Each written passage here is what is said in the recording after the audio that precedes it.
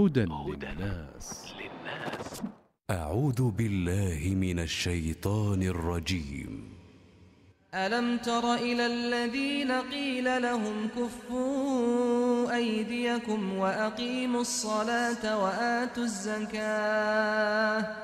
فلما كتب عليهم القتال إذا فريق منهم يخشون الناس كخشية الله أو أشد خشية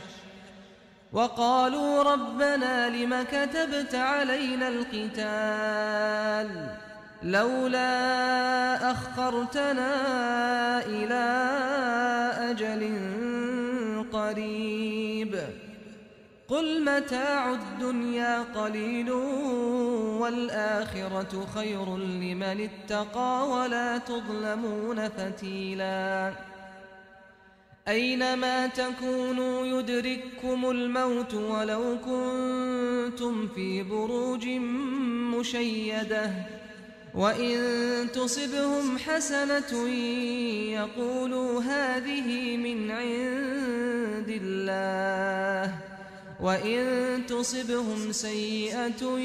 يقولوا هذه من عندك قل كل من عند الله فما لهؤلاء القوم لا يكادون يفقهون حديثا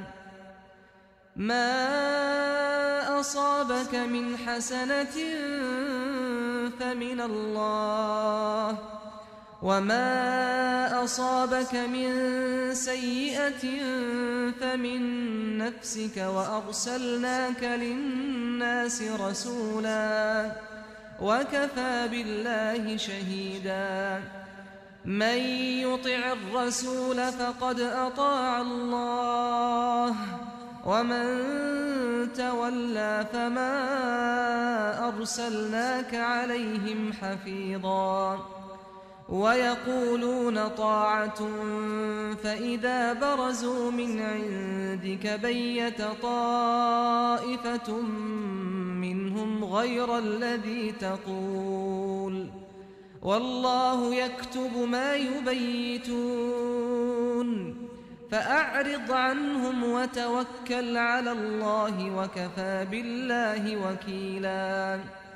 أفلا يتدبرون القرآن ولو كان من عند غير الله لوجدوا فيه اختلافا كثيرا